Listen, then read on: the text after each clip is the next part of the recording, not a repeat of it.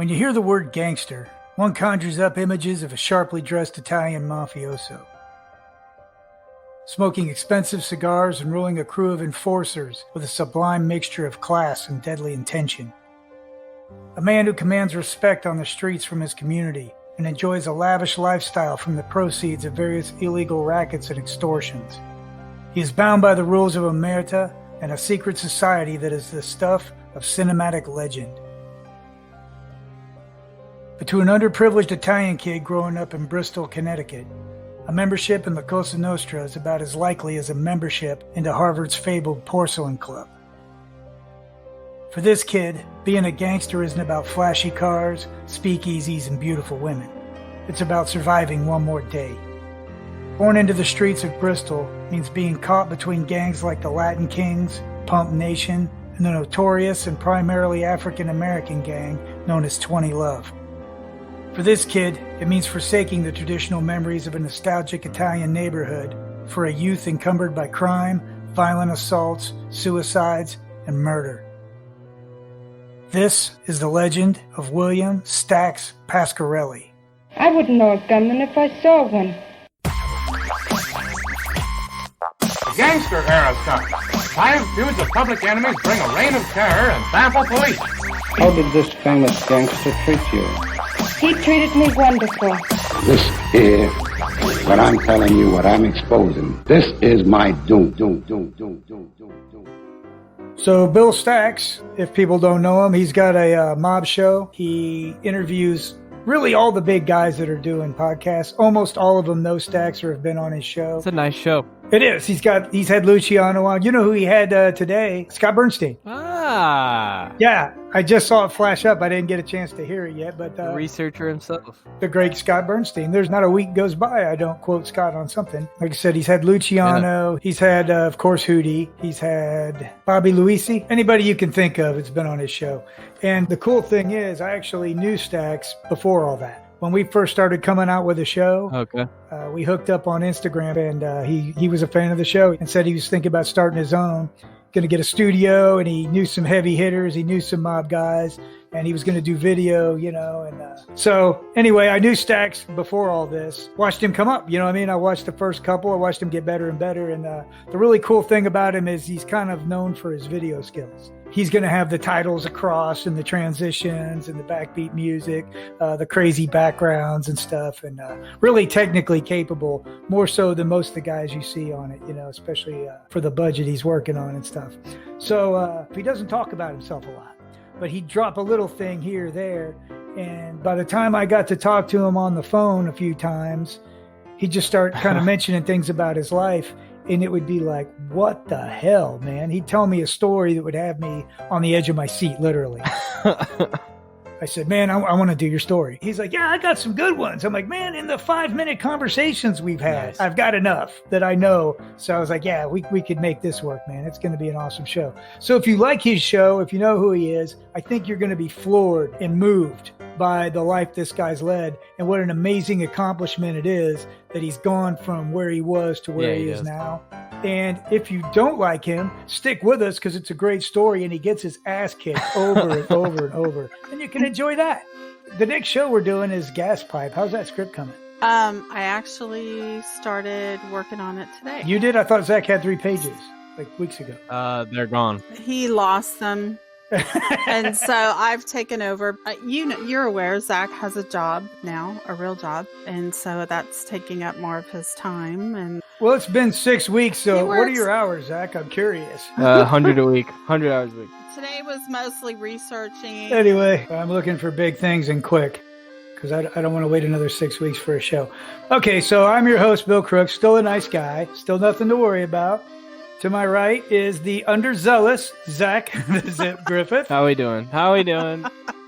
Moving at the speed of turtle. But picking up the slack, we have my sister and favorite co-host right now, my favorite, Annmarie, Juliano. That would be the only time I've been your favorite. You just got bumped up. And pulling up the rear in last place, we have Joshua the intern. Hello. We're starting the show. Bill Staxx, buckle up. It's a wild one. Let's get started.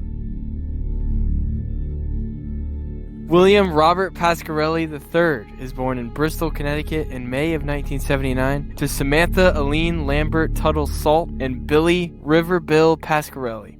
Samantha is only 19 at the time, and River Bill is unequal to the challenge of supporting a family.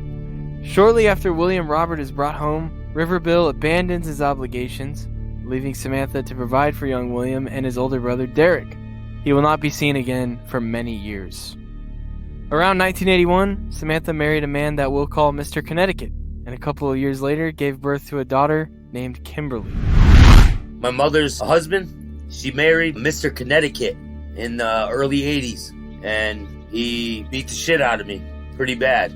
He broke my arm when I was an infant. I think I was crying or something, and it pissed him off.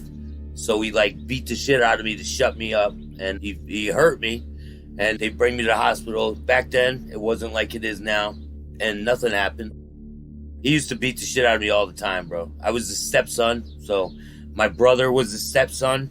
My sister was the real kid, so we didn't matter to him, and that's how I grew up. I can't blame people because they got their own issues, what they deal with, why they do the things they do. You need to understand the things that other people deal with to understand the things that you go through. Bill is an interesting character because he's got people in his life that are freaking horrible to him. And some he kind of names out and says, even if you're listening, F you, there's other people that he wants to protect. And Mr. Connecticut, he calls him that because he was Mr. Connecticut. This guy's a bodybuilder and an abusive stepfather to him. But he doesn't want to call him out or draw unnecessary attention to him more than he has to tell his story. And there's a few people that he protects like that. So, you just got to kind of work around that. Even at his young age, Bill is acutely aware of his family's poor economic situation. Yeah, poor. We're poor. There's not enough rooms. We're sleeping at my cousin's house on the kitchen floor with blankets. We're stoves open. The heat's on the stove to heat the house. I remember I was a little baby. I would walk around and have my stomach out, sticking out my shirt. And I remember I pushed my stomach against the hot stove. It burned my stomach really bad. I had to go to the hospital, they scraped off the skin and all that shit. It was pretty bad, man. We would get Section 8 government cheese, big blocks of cheese and shit like powdered milk. And I would go to school with tickets. We were poor, man. We didn't have money. It was bad. It was bad, bro. But it is what it is, At some point around 4 years of age, things get so bad that Bill and his brother have to be temporarily moved into foster care. My mother couldn't handle us, and she put us into a foster home for a while. So I think that had an effect on me and my brother. The constant violence with my stepfather, I know that had a definite effect on the way I acted and the way I acted towards authority. His education began at the O'Connell School on Park Street in Bristol, Connecticut. It's a diverse group of children, everyone from the well-mannered privileged class to the street-tough lower class. Young William being of the latter. We used to walk to school in first grade. Me and my cousin were in the same class. We crossed a street, a major street. It was about a mile away. We'd walk there every day. The first day of school, I remember this. Me and my cousin were raising hell. One of the kids was like a preppy kid, and they were having a school play thing, like Winnie the Pooh. So I wanted to be Winnie the Pooh, and my cousin wanted to be Christopher Robin. This kid, he got the part in the play. Me and my cousin Randy were mad that he got the part. So we were at recess, and I grabbed the kid, and I held his arms like this, and my cousin was punching him. So we beat him up, and he couldn't play the part in the play. So we ended up getting the part in the play. What kind of school lets you beat up the kids and then take their roles? That's like me at my job. I'm like, I don't condone what you do, but I do need the help now because of what you did. So that's kind of what the school did. You know what I mean? Pretty much.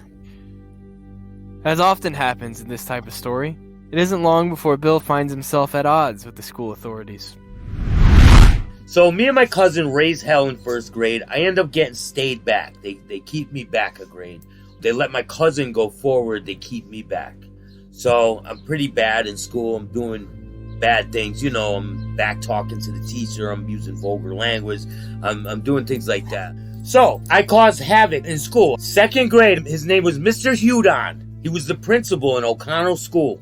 I was causing havoc, saying "F*** you" and all this shit, right? So the principal comes down. The teacher cannot deal with me. Principal comes down, grabs me by the ear, and he drags me to the office. So they call my mom as they're dealing with me. So there's a big melee going on. I get to the principal's office, and he comes in, he closes the door. He goes to rip my pants down and put me over his lap to whoop my ass with a belt.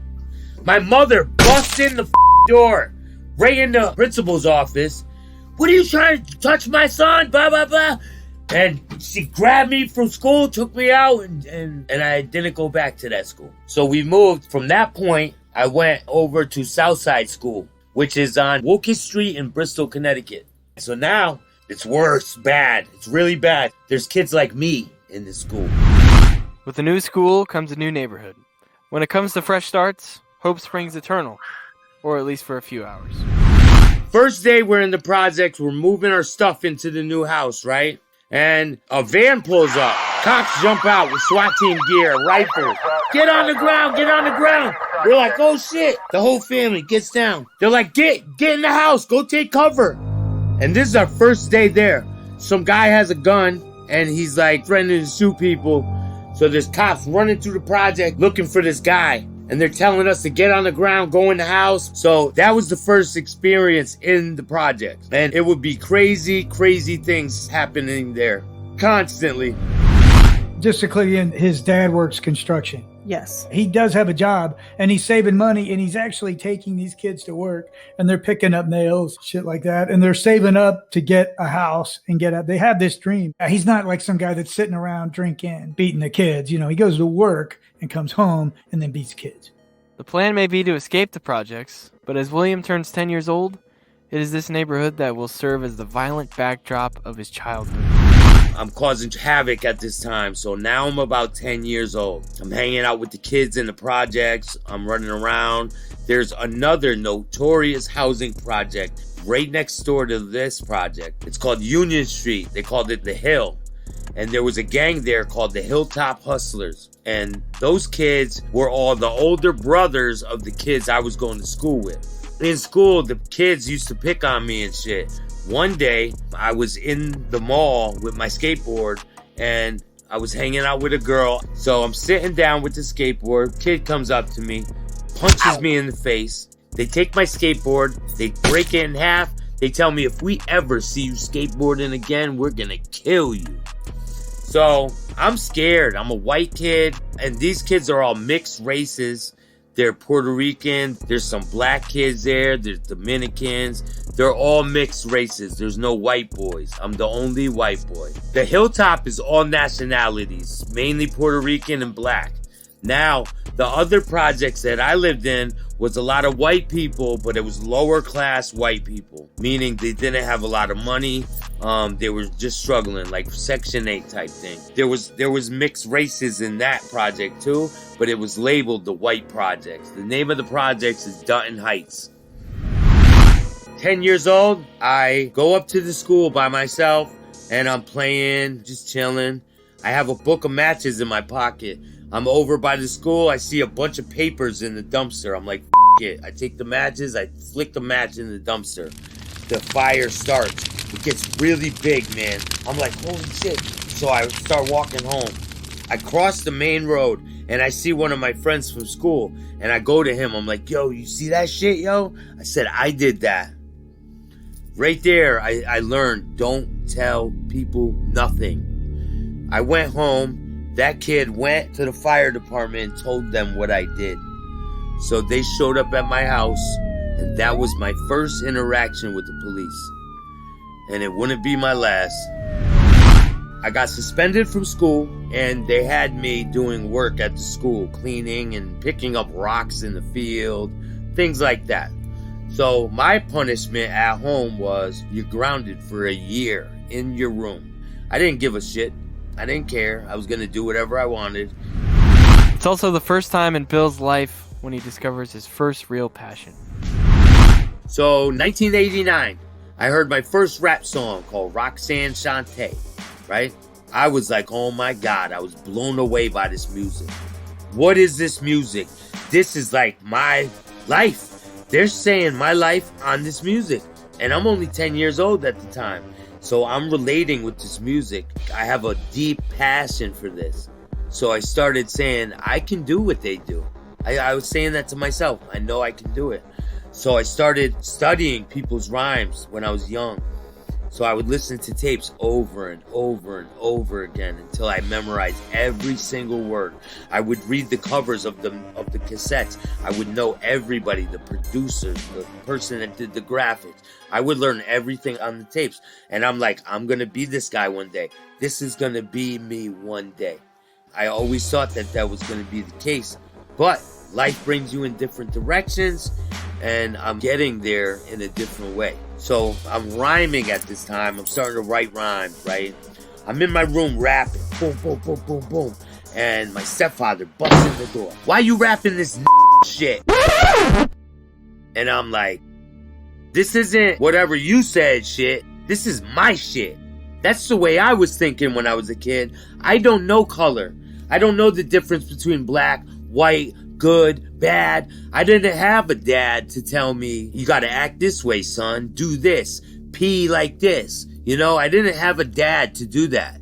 I had a guy that beat the shit out of me when I was bad. I had a guy that would drink beers and act like a asshole. I used to sneak out of the house, out of the basement window. I'd wait for my parents to go to sleep, and I would leave.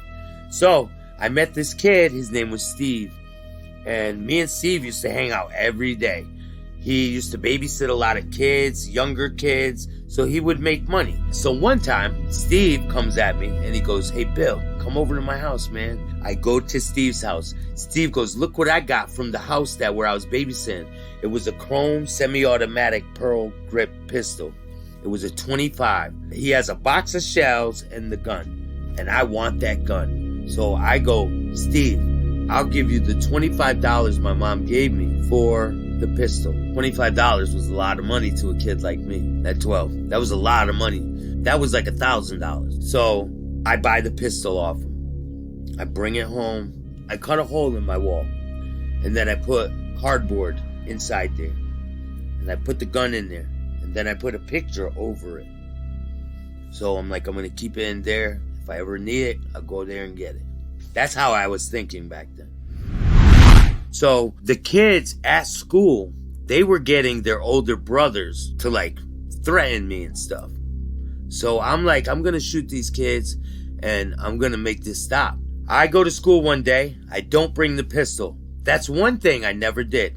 I didn't walk around with the gun. I didn't carry it to school. I left it there in its spot just in case I needed it. I would run back and get it, and I would do whatever I got to do. I'm in school one day. I'm at my locker. We're going through sex education class. So this kid, he standing there at the locker next to mine, and he goes, my dad's teaching me about sex. And I go, who, you and your dad? And he sucker punched me in the face. He's Puerto Rican, and he's from the other projects, from the Hilltop. Now, he's a major player in this project. His brother's a big wig in the project. They're high-ranking gang members. All of these kids that go to school are all gang members. Their brothers are all gang members. Latin Kings, 20 Love, Pump Nation, Nietas, serious gang members. And they had rank. They were in the newspaper. There was murders. They were involved in all kinds of things like that. So I don't do nothing back to him right at the moment, right? We step back in the class, in the line. We go back in the classroom. We all sit down. Now he leans his chair back. I'm looking around and I get up. I walk over to him and I kicked his chair. And he slipped back. He busted his head on the desk and I gashed his head open, right? Blood everywhere. He had a brand new White Sox jersey on with the pants. Blood covered it. He had a Red Sox jersey on after this day. I end up getting suspended for that. And I'm scared at this point. I'm like, these kids are gonna kill me after doing that shit. I used to rig up alarm systems onto my locker and everything so I would know if anyone's going in my shit. I was a real tech-savvy, smart, innovative kid. I was always thinking what's next. In crazy situations, I would calm down and I would take control of it. That's how I operate. I operate like that to this day. So that kid that I cracked his head open, he called his older brothers. They all showed up at the school. These are high-ranking gang members. I'm like 13 years old at this point, maybe 12. So I walk outside the door and they beat the they beat me pretty good. They beat me bad. So I pick myself up. I go home. From there, I gotta go back to school and deal with these kids. So now I'm going back to school and I'm fighting them every day. I'm getting suspended. I'm getting kicked out of school every single day, every day. I gotta walk to school. Sometimes these kids are coming to my projects. We're fighting. I'm fighting other kids in the projects. One kid, he was like this much taller than me. He was like 5 years older than me. And I'm scrapping every day with people. And he comes outside. He had a problem with me. What's popping? Let's handle that problem. So we start fighting. And boom, I catch him in the nose. He drops to his knees. And I start catching him. Boom, boom, boom. Blood everywhere. His dad runs outside and grabs me. And I'm a kid. I'm a little kid. Grabs me. Why don't you pick on someone your own size? So all the kids there, my older brother and all these kids are laughing at the guy who grabbed me. And he's ready to beat me up because I f***ed his son up bad. So now I'm starting to learn how to fight. I'm starting to learn, like, don't back down, throw your shit in. If things go down, you got to throw hands. So I would do that. Any chance I got, I would throw hands. And I didn't care how big you were. I would never run from a fight, never ran, never will. There's been times that there's been a lot of people, and I was in situations where they maybe pulled weapons out on me, or they were getting the advantage of me. I had to get the out of there. But sometimes you got to do that. It's all fair in love and war. So at this point, I'm like, I'm going to start fighting these kids back. But it's a big gang, and I know that. I know that these younger kids have older brothers. I know that they're in gang. I'm starting to learn things. I'm starting to hang around the projects. I'm starting to really take shape and notice things. So 1993, I get my first tattoo. I go to this girl's house inside the projects where I live. I'm listening to that song, Souls of Mischief. This is how we chill from 93 until 93 to infinity. I'm listening to that song, and Gravedigger's tape just came out. And we're listening to it, and I'm like, I want a tattoo. And she's giving Indian ink tattoos with the needle. And she's like, I'll give you one. I said, I want the Souls of Mischief logo that's on their tape. So I got that logo on my ankle. My first tattoo ever. As if the childhood of abuse and the bullying from ethnic gangs weren't enough, Bill is about to experience the most traumatizing event of his young life. The projects was pretty brutal to live. So one time, we're sitting there and we're hanging out, smoking weed, and these kids are bigger than me. And they were really my brother's friends. My brother was a little bit older than me. So we're sitting there in the kitchen, smoking weed, and we skipped school. And they had a magic 8-ball, right? You know what those are, the magic 8-ball? So they go, should we give Bill a pink belly? And they flip the 8-ball. And before they could flip the 8-ball and see what it says, ew, I take off. I'm out of here, bro. I'm not waiting to see what the this shit says. I'm getting the out of here now. So I take off. I'm running. I hear him say, yes! From the house. I'm running. I'm gonna make it home. These are my friends, right? So I'm running. I'm almost at my house. I'm running. Boom, they grab me. They get me. One of them grabs me, pulls me down, right? They all, I'm talking like, this is like 5, 6 people, maybe more. They hold me down. They rip my shirt up, and they take turns slapping my stomach like this. Bah, bah, bah, bah. And this is no kid, pink belly. This is assault. So this happened for a long time. They beat the out of me bad. It was torture. This was one of the worst experiences I've ever had in my life. It shook me to the core. I've been beaten up by people. I've been pistol whipped. I've been stabbed. And nothing terror-wise compares to this incident. like a wolf pack mentality, meaning one grabs you, the other one's grab you. They start getting like excited about killing you. So I think that's what happened with these kids. They were like getting excited about doing this violence to me, that they were like feeding off each other, and they were like, fuck it, let's do it. More. So this is what made me despise these people. By the time they're done, my stomach is bleeding. I have pictures. I'm a kid. You can see I got kid clothes on. And I'm holding my shirt up like this. You can see blood and handprints all over my stomach. So now, my mother's like, I want all of them arrested. I'm like, I don't want any of them arrested. I just want to do my own thing. I got the pistol still, remember? So, I'm going to kill everybody. That's the plan. So, I'm young at this point. I'm not even in middle school when the assault happens. I'm in elementary school. You know, I hold a resentment towards that assault. You know, time goes by. I'm not like I'm going to kill them right away. I'm going to get them one at a time. I end up catching a lot of them. And I still got a couple to go, but I'll get to that. So, and I'm not trying to be a tough guy, man. I've been through the ringer. It's just, you know, I'm not going to let anyone take advantage of me. And I'm definitely not going to cower down to no man. Never. I bleed the same way everyone else does. And I take my lumps, man, and I'll keep going. I don't care. Something I feel like I need to clarify on that clip. That was not a confession to a multi-murder. It kind of came off like that. Conversationally, it didn't. When he says he caught up to him later, he physically assaulted him perhaps, but absolutely nobody died. I don't want that to be misconstrued. And the way I edited it, I couldn't find the words to make it more clear. So there's that. I get to middle school. I gravitate towards this girl. Her name's Nora Salgado. She's a good friend of mine. We're talking every day. Her locker's right next to mine.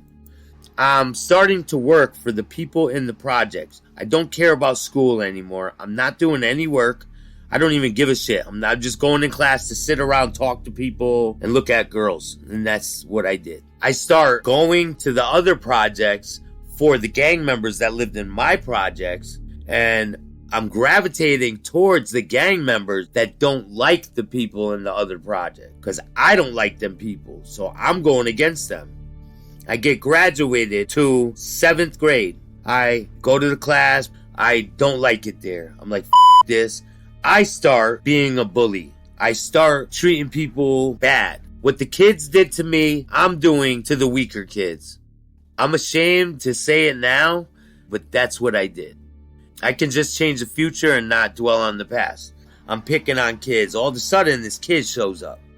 He's a big kid. I'm like, who the f*** is this clown in my shit? This is my town. I'm picking on him. I'm like slapping him in the back of the head and shit. I'm throwing shit at him like, yo, telling other people what to do. F*** with this kid. He's a punk. He's not from around here. He needs to go back where he came from. I was bad. I was mean, man. So I go back home. And I'm just hanging out in the corner with my friends. And a car pulls up, a Camry, with a lady in it. She jumps out of the car. She runs right at me and slaps me right in the face. And I'm like, what the f***? She starts slapping me. Bam! Bam! Bam! I'm trying to stop her like, ah! Because I'm a kid. I don't know hit women. I don't know nothing. She's f***ing me up. She's slapping me. Don't touch my brother. You put your hands on my brother. Don't ever touch him. And this is Jessie. I love her now. She's like a sister to me. The next day, my mother gives me a plastic tray of cookies to bring to school for the class. So I walk in school with the cookies, and I see John there, and I feel bad. So I say, yo, you want to go with me to 7-Eleven and steal some candy, bro? He's like, yeah. I go after that. We'll go smoke a joint under the bridge, and we'll eat these cookies. He's like, all right. So we went, stole a bunch of candy from 7-Eleven, stuffed it in the book bags. I'm talking cleaned them out. Book bags full of candy. Smoked a joint under the bridge. We ate all the cookies for the class. I brought an empty tray to school. I'm drinking and smoking weed at this point. There's a school dance. So I'm like, I'm going to go to this school dance. I buy a tab of acid, a 40 of Crazy Horse, and we got a joint of weed. So I'm drinking, I take the acid, I'm walking with all my friends, and all my friends are bigger, mixed race kids. But they're older than me, they're bigger than me, And they know I'm about my business, so they want to be around me. They point, I go. That's what they know. And they liked it. And they would be like, that's my boy right there. And I like that. I wanted to be accepted, and they gave me acceptance. So I ran with them. At this point, I'm starting to cause havoc more. I'm flicking the light switch on one day, right? On and off, on and off, on and off in the hallway. A janitor comes and goes, stop playing with the light, kid. I go, fuck you. You ever come near me, I'll kill you. They call the police. They have me arrested. So now this is my second interaction with the police. I get arrested for making terroristic threats. So they put me on like a probation for that. That night comes with the dance. I take that acid and I start drinking. I show up at the dance. I try to get in the dance. They deny me at the door. They say, you ain't coming in here. They can tell I'm drinking. I sit down on the ground and I see these kids' faces that I hate, that were picking on me. I see their faces in the concrete. I start punching the concrete. And the cops come. They're at the door. They don't mess with me, but they grab me, right? They grab me. They hold me right when the dance is getting released. So everybody's coming out of the dance. And the cops have me being paraded in front of the dance in handcuffs. So my mother shows up. My mother shows up. And she grabs me. She slaps me. And the cop goes, ma'am, don't do it here. Wait till you get home. Listen, man, when I was born, you could smoke cigarettes in the hospital. You can drink alcohol in the hospital. You can do whatever you want. It was a no-holds-bar back then. There was no such thing as child abuse. There was no such thing as any of that shit. You got what you got, and you got up, and that's what you got. So my cousin sleeps over my house one day. I'm about 12 years old. We sneak out the basement door. We bring the pistol with us. We load it with shells. We're running around the town. Every time we see a car, we're hiding in the bushes, hiding behind cars. We're going to go shoot this gun, right? So we're running. We go to the railroad tracks. It's in the middle of Bristol, downtown Bristol. And it's in back of the Center Mall. So we're licking shots off. In back of the Center Mall, and we hear trains coming. We're like, oh shit, let's put this carriage on the railroad tracks. So he helps me, and we put it on the railroad tracks. And I stand over in the other bushes, and I'm gonna shoot at the train when it's going by. So this is a steel mill train, so it's not no people on it. Cargo train with coal in it and shit like that. The train starts coming.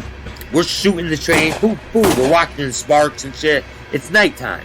So, they hit the cart. They hit the shopping cart. Boom! It derails the train. Derails the whole train. And back in the Center Mall. Huge pileup. Me and my cousin, boom, take off. And we take off out of there. I don't know what happened. We run down the railroad tracks. We get to 7-Eleven on Riverside Ave in Bristol. And there's a Napa there. And the Napa is a big brick building, and it's one floor. There's a river that runs underneath Napa, and it goes underneath all of Bristol. I used to explore these when I was a kid, so I know all about them. I know all about the underground tunnels in Bristol. I know every back alley. I know all about this town. So me and my cousin are like, we're going to go in the tunnels and get away from the cops. But we got the gun on us. A cop pulls up, sees us, shines the light. And I'm like, oh shit, f***ing hide behind this fence. So we run behind this fence, and we're holding on to this fence, and we're on a ledge. It's like a 25-foot drop to a river. It's not deep water, it's shallow water. And there's rocks protruding out of the water. My cousin's holding the gun at this point. I tell my cousin, yo, throw the gun. Because the cop's shining a light on me. And I hear the gun go bloop, bloop, in the water. So the cop shines a light right on the fence. I could see the beams coming through the fence onto my face and my cousin's face. So I'm like, yo, let's just jump. And he's like, f*** it. And we just let go and jumped. Splash into the water. We run underneath Napa in the tunnels. We get to the other side and we hide in the bushes, in the weeds. And it's all like, you know, those bamboo things and shit. And they're searching for like good 45 minutes. They can't find us. But they know we're there somewhere. And then the light hits me, and it doesn't move. And he goes, get up here. I'm going to shoot you. If you don't put your f***ing hands up, I'm going to shoot you. So I put my hands up. I get out. I'm like, don't shoot me, don't shoot me. So I get up and I go up. They handcuffed me and my cousin. We're little kids at this point. We're not 13. We're like 12. So they called my mom and my stepfather. I'm like, I'm dead. I'm dead. That's it. And he beat the shit out of me that time. The ass whoopings continued until one day. And then we'll get to that. 7th grade. I'm smoking weed, everything. I start becoming cool with my friend John. We're best friends. We go everywhere together. He's my dog. He was originally from California. His name was John Sullivan. He was the same age as me. He moved from San Diego. His father died in an Air Force accident, and they sued the Army, and they won. And they got $10 million to split, so they got $5 million each. He got that money when he turned 18, and he treated it like it was my money too. I don't know why he did that. Maybe because we were good friends. Maybe because he trusted me. We went through a lot of personal things together. We talked about a lot of things. They let school out for the summer. My friend Nora, she's hanging out with her friends and, having fun like teenagers do. So one day, I work with my stepfather all day, shoveling big dirt piles. I get home, I'm tired. My mother goes, Bill, come here, sit down. I got to tell you something. So I sit down and she goes, your friend Nora got killed today. And I'm like, what do you mean? She's like, your friend's dead and she's not coming back. She got ran over by a car. She was walking with her family. There was her and 3 of her cousins. They were walking down the street in Bristol. There was an old man driving his mother to work. And he said the sun got in his eyes. He swerved over the lane, up on the sidewalk, and ran all 5 of them over. So he told the newspaper, the mother said to him, look, now I'm going to be late for work. Look what you did. And they quoted her saying that. So this shit resonated in my brain. A lot of them had critical injuries. Nora is the only one that passed away. Her name's Nora Salgado. May she rest in peace. That really struck me, man. And that was the first time that I experienced death close. And I've experienced death plenty of times after that, but that one really affected me bad. I let it turn me into the victim. I went to her funeral, paid my respects. I wrote her a letter. I had one of her shirts. It was a cross-color shirt, and I would wear it all the time. I held it close to me. I found out who the guy was who ran her over.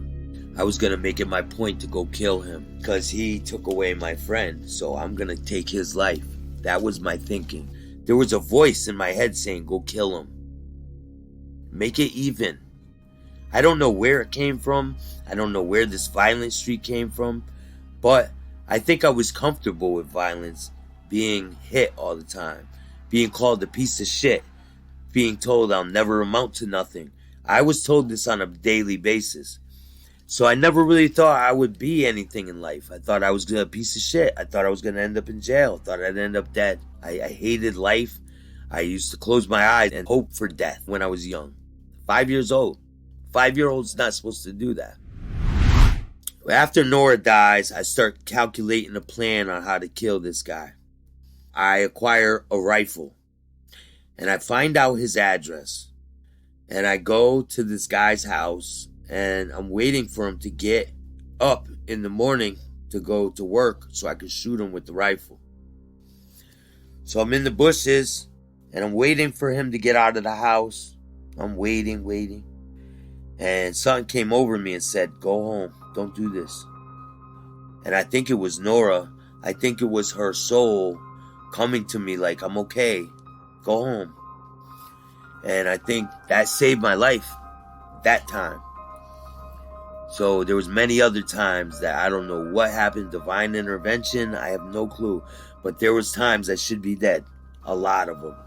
And I'm still here. So every moment is very precious to me. My time is very valuable. Things have changed. They progressed. I was into cocaine. I got into ecstasy. I got into every hard drug you could think of by the time I was in 7th grade. I'm talking cocaine, heroin, pills, all that. Long time ago. But I'm smoking weed really heavily at this time. And I start selling pot. If you're an Italian kid in a poor neighborhood, odds are pretty good you're going to land in some kind of criminal outfit. Not surprisingly, Bill finds his outfit in an up-and-coming street gang. I get introduced to these certain kids. Find out they're in an organization called 20 Love. At first, this one kid, his name is Arthur Genovese. His grandfather is in the Genovese family. Now, he's in jail right now for first-degree murder. What he did is he took the gang that he was in up here with me, and he brung it down to Florida, and he started a chapter down there without permission. I am gravitating towards the streets more. I start getting involved with the gangs, and I'm around these guys every day, so I'm like liking what they're doing. I'm seeing the cars, I'm seeing the money, I'm seeing the jewelry, and they're taking me around with them, and they're showing me parts of the game on what to do, how to act, who to be around, how to watch out for police. And this is all happening while I'm a young kid, so I don't know any better than to not look up to these people. These are my friends, so I figured they have the best interest for me. I want to be accepted, so I'm willing to do anything to be with these guys. So I met this kid. His name's Damon. He became the vice president of 20 Love. He's my really good friend. I'm still friends with him to this day. And he offered me to come in. So you got to be proposed. It's the same thing as the mob. You have to have somebody that places you in this position. You can't just go up and say, I want to be in your gang. It doesn't work like that. If you're not official, they don't take you. They won't with you. They won't just take a little kid and say, I want you in my gang. It doesn't work like that. People think it does, but it doesn't. You have to prove yourself so that they can know your worth, so they know what they're getting out of you. So I was proving myself as much as I could so that they knew that I was about my shit, so they wanted me with them. Damon gives me to this other gang member named Tretch. So Tretch is a high-ranking gang member out of Hartford. He's my shot caller. He's the one that proposes me for membership. So I'm with him for about maybe a year, maybe a little less. I've been through all kinds of shit with him. And so on my initiation day, I don't know it's coming.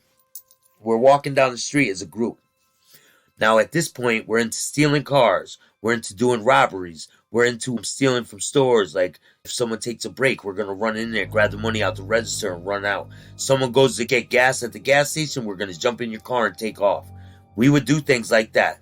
So it's a constant cycle of bad things happening. So my initiation, Stretch tells me, I want you to go and punch that dude in the face.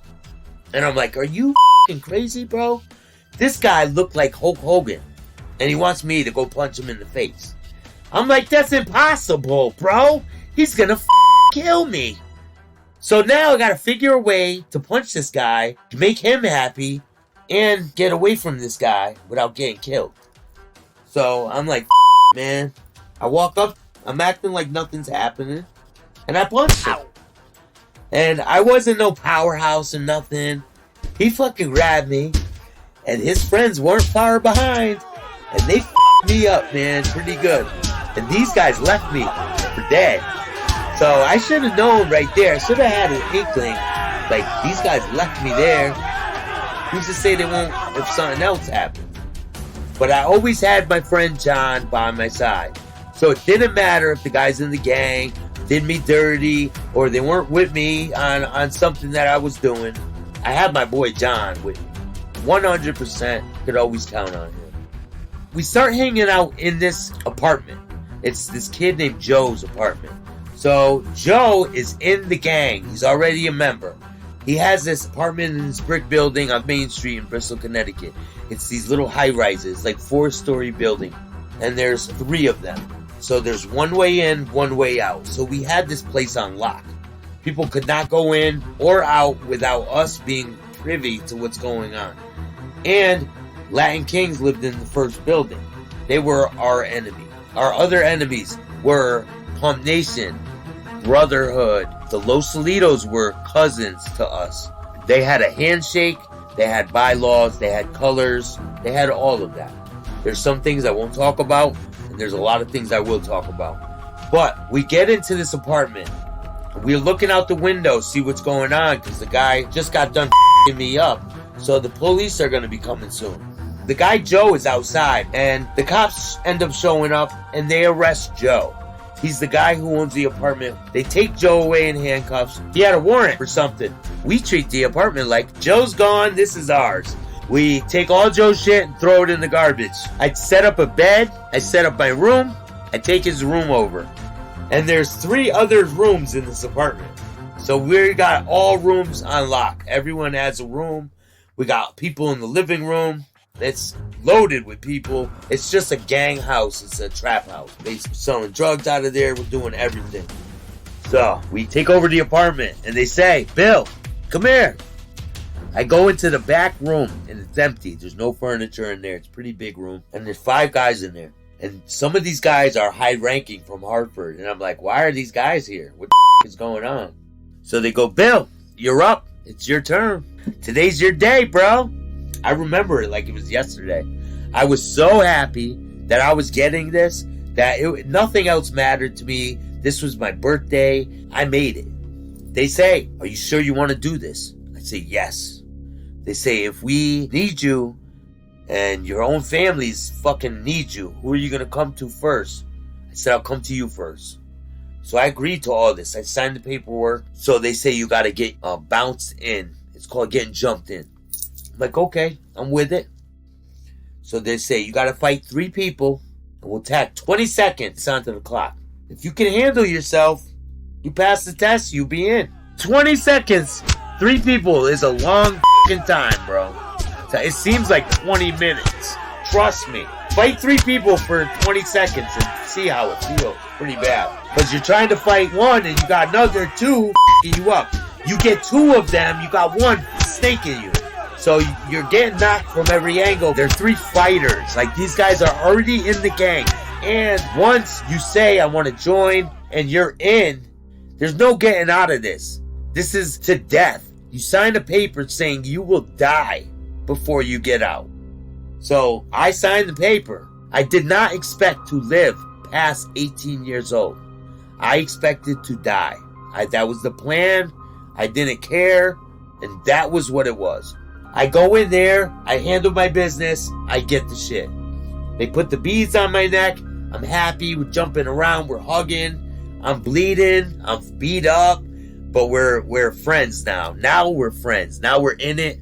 Let's get this, let's do it, let's make money, let's fucking be the powerhouses that everyone thinks we are. By this time, we're starting to be involved with guns, smuggling firearms and trafficking guns and getting into the drugs.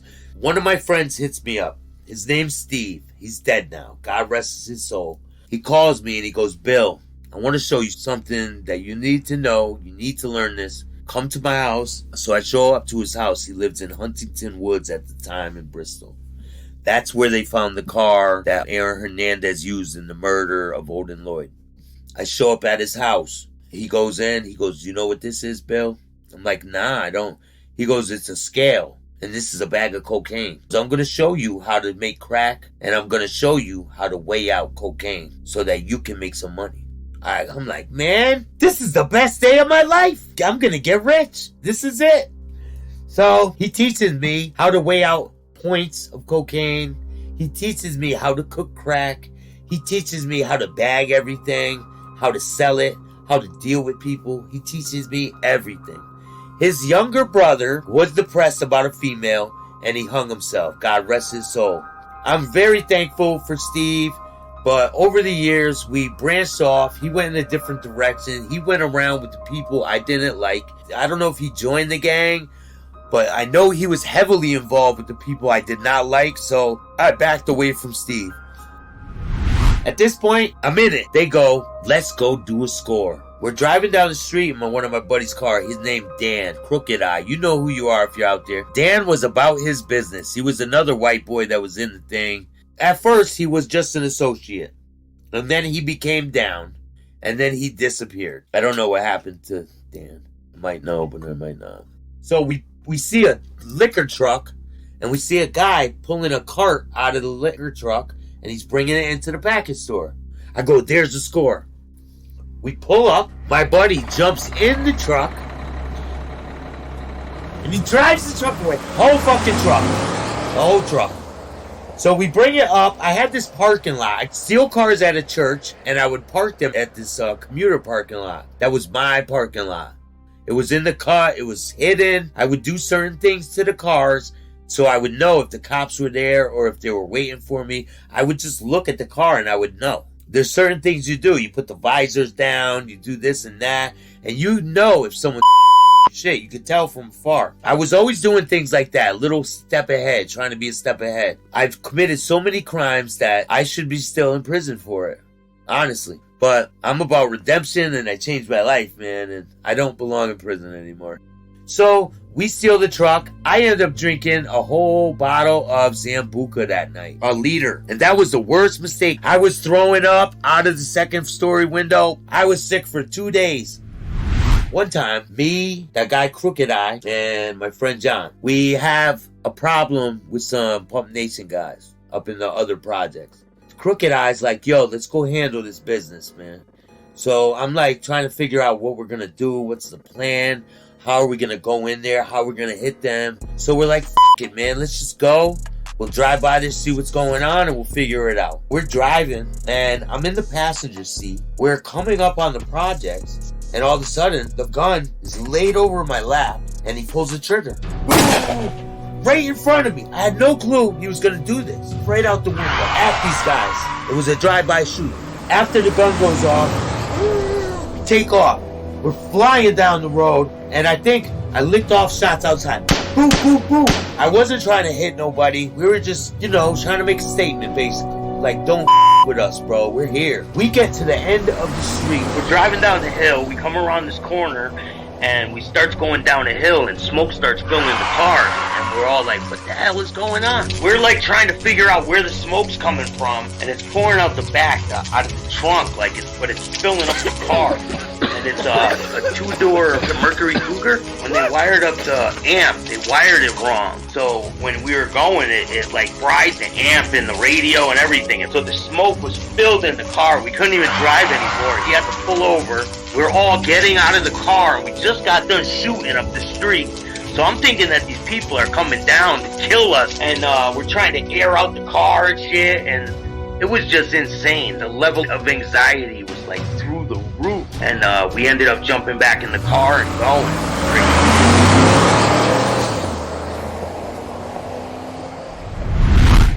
20 Love. We cover mostly Mafia. I don't think a lot of people are going to know what 20 Love is, so I just want to describe it real quick. First of all, these are gangs, and they're set up not unlike the Gambinos and the Lucchese and these families. There's a lot of similarities. There's some critical differences too. Sometimes they're less organized and more chaotic, and in other ways they're more corporate and administrative than typical mafia family would be. I would compare them closer to like a motorcycle club, which I've studied a little bit of because of the radio show and having to do stories about that. Right. Like that. They're called 20 Love. It's a spin-off of the 1970s Hartford-based gang, the Magnificent 20s. So that's where the 20 came from. The gender makeup, they're primary male. The racial makeup, interestingly, they're African Americans. And this started in prison, this gang. It appears to be semi-organized with a council that consists of a chairman and 5 co-chairmen. Captains and sergeant of arms. Bylaws consist of 20 rules and regulations. And these things are written down. That's the part that kind of threw me at first. And you'll hear that when he describes joining the gang, and you'll think like, well, that sounds like BS. No, it's real. And the Hells Angels and things, like the Outlaws, the Pagans, very similar. Did you know you could go to the Pagans website and buy merch? Wow. Yeah, you can buy merch and stuff. Like you can get a Pagans jacket. It's an organization. There's a president who's not really a boss like you would think in a motorcycle gang. He's a president of like an organization that makes money. And sure, there's like a 1%ers, like a Pagans is a 1%er, where they do illegal activities, but that's not the sole source of their income. It's a lot more corporately structured than you would think. It's kind of interesting. So the gang colors of 20 Love are black and green. They have an emblem and a handshake. It's closed fists banged together, then index and middle finger placed over the heart like a peace sign, signifying the 20 to the heart, meaning love, right? Okay. They have an alliance with the Elm City Boys and Los Solitos, 2 other gangs. Now their rivals are the Latin Kings, the Natata, the Nation, and the Brotherhood. Criminal activities, they're into drugs, assaults, intimidation, extortion, and murder. 20 Love originated in the corrections system, a spin-off of a Hartford-based gang called the Magnificent 20s. The Magnificent 20s existed in the late 60s and early 70s. Its original members are now almost non-existent. As a result, younger members are taking positions of leadership, and incidents of violence have been growing at a rapid pace. It's believed that the reason the Magnificent 20s formed was as a means of protection within the Hartford streets. But as the membership grew, their priorities changed, along with the increase in violence and type of crimes. Very, very typical in gangs and motorcycle clubs, the origins. All entrance to the family is based on a 4-2 vote, or vice versa. The chairman's final approval is required for membership, as well as any decisions for the family. The 20 Love has a reputation for violence, to include assaults on inmates for refusing membership or disrespecting their gang. Incidents of assaults and intimidation toward the white inmates have been reported, and documented reports on instrumenting food strikes and work stoppage within the facilities. Now, the interesting thing is, it's an African-American gang, but at some point they do decide to diversify and build up their numbers, and that's how Stax ends up in, and a lot of other guys. Now that Bill is a gang member, he strives to meet and exceed expectations. When a person willingly joins a gang, they know the risk involved. They anticipate the violence that is sure to come their way. It's hard to prepare yourself, however, when the violence finds the innocents. I could show you this whole street. I could bring you in the project. They redeveloped it. It looks different a little bit, but it's not that different. It still looks the same, but it's just prettier. There's like flowers and shit now. Spray paint's still on the back walls and shit. They're like 3 stories, and they're a long brick building, long brick rows. And then there's a courtyard in the middle. My grandmother and grandfather used to be the maintenance man at this place. My grandmother would collect the rent. My grandfather would mow the lawns. So one day, my grandmother's tending to her things that she has to do there. So she finds a kilo of cocaine stuffed inside the side. You know where they pull the 2 slats for to pick up the dumpster? And they gotta dump it? Inside the slat, she found a kilo of cocaine stuffed in there. So that was their drug spot. This project in the 80s and 90s was the most poppin' project out here. So there was drug addicts everywhere. There was shootings. There was murders. People were getting f***ed up every day. They were getting high every day. There was people walking around constantly looking for drugs. It was constantly like that. It was a never-ending cycle. It was vicious, man. My grandma finds a kilo. So she calls the police. She tells the police, I want a receipt for this kilo of cocaine before I give it to you. And they're like, a receipt? For a kilo of cocaine? She goes, I don't trust you, and I think you're going to take it and sell it to the drug dealers. She's like, I want a receipt. So they gave her a receipt for a kilo of cocaine. So a couple days later, my grandfather's mowing the lawn, and he gets shot in the back. So that's when shit starts getting real, right? They shoot my grandfather. He doesn't die, but he's shot. They knew how violent it was getting in the streets of Bristol. In the 90s, there was newspaper articles every day about the gangs out here. One of the initiations they used to do for the Latin Kings is the Latin Kings used to hide underneath people's cars, and when the person, and I'm talking about civilians, would be going to their car to put the key in the car, and a Latin King would be under the car and slice their Achilles tendon with a razor blade. And that was their initiation. That's how brutal it got. Well, anyone who's heard this show before knows this is our winding down music. We're going to come back with the conclusion of this next time. And I got to say, what we're going to cover in the next episode is going to be some of the very darkest things I've ever covered in this podcast. It's a story that needs to be told, but a lot of things are going to be hard to hear. All right. So what'd you think of that? Awesome. Lots of... Sad. Yeah. All the emotion. Yeah, that's what I was Yeah, gonna say. it really does. It runs the gamut, man. And it's a guy you thought you knew. You know, the thing is, not only is this story got all those elements that make a great story and stuff, if you look at where he is now and the future's ahead of him and he's going nowhere but up. And, you know, when you're doing the podcast business, especially like for us, we don't care because we do other shit. This isn't our bread and butter. Right. These guys need this. This has got to make or break, or it's got to lead to something else, you know? So they work it 24/7. And I have nothing but mad respect for all of them. And that's all of them, whether or not they're beefing with each other or like us or don't like us. They work their asses off, every single one of them, and they're fighting hard to make it work, and you got to respect that. More power to every one of them. But hey, Stax, I think he's got a lot of talent. Like I said, the video skills. He's branching out into other things. He's got a lot of ideas. Very creative man, and I like him. I talk to him all the time, and I suspect we'll be friends for a long time. And I appreciate him working with us on this. And the effort he put in and stuff. It's just like Gunnar and Ori and those guys that do it. It's not easy. It's a pain in the ass. It takes a lot of time. Like I said, when they do it, if they walk through it with us, they got a friend for life in us. So we're going to call it a night. Yes. Be safe. Everybody have a good night. God bless.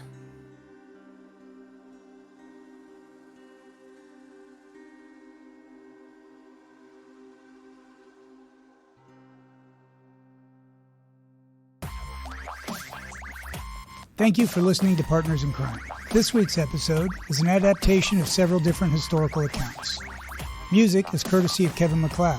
All sources and attribute links can be found in the show notes. If you enjoyed this episode, you can follow us on Facebook and Instagram at Partners in Crime Podcast. Links are in the show notes. If you didn't like the show, keep your mouth shut.